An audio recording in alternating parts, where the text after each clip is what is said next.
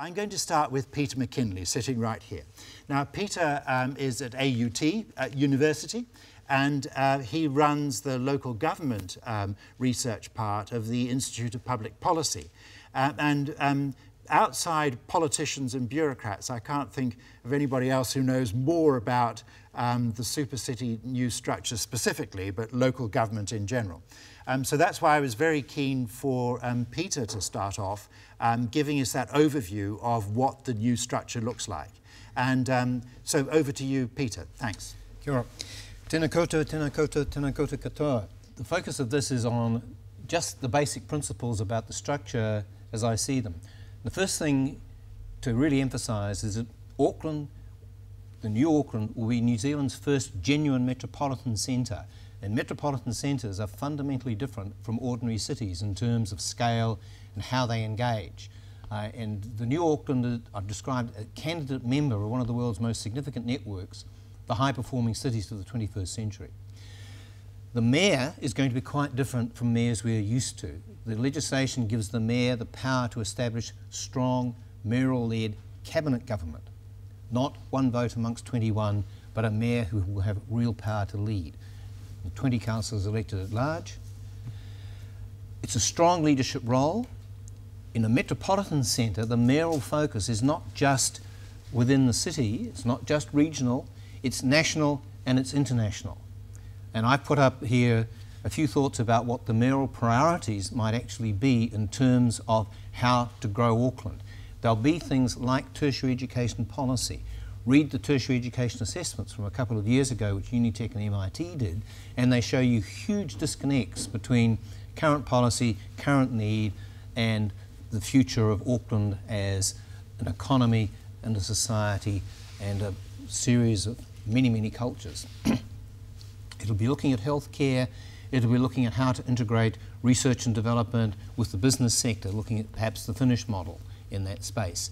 It'll be how to make the Social Policy Forum work well in the interests of Aucklanders, and it'll be very much about international relations, the connections that Auckland has. We're in an age where cross-border relationships these days are much more city to city than they are country to country.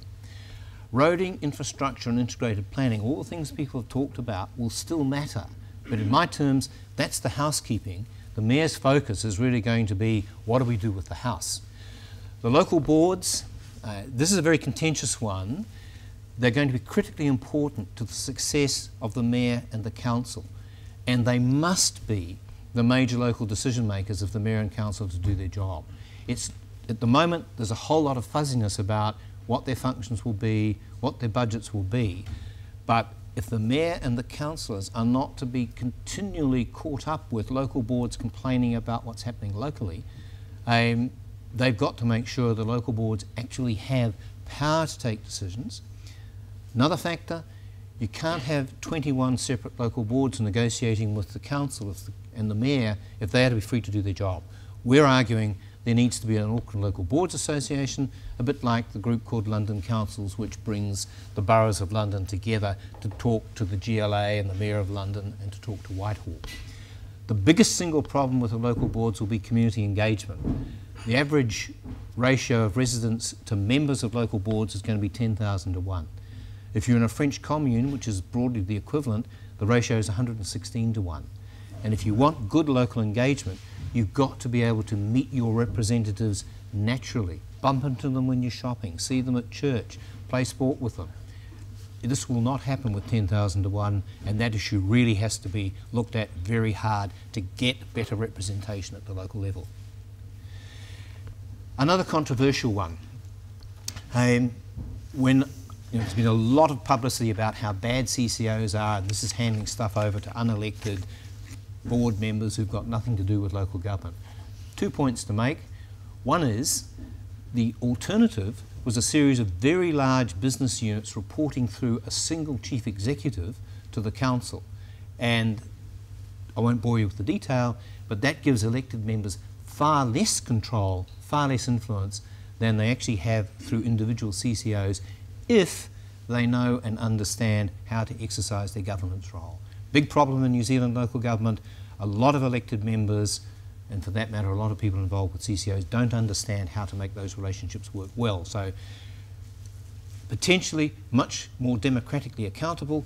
Big question mark, will the people in the council know how to run it, and will they have good technical support? COMU, which I've referred to, is the government agency, the Crown Ownership Monitoring Unit, which advises ministers on how to look after SOEs.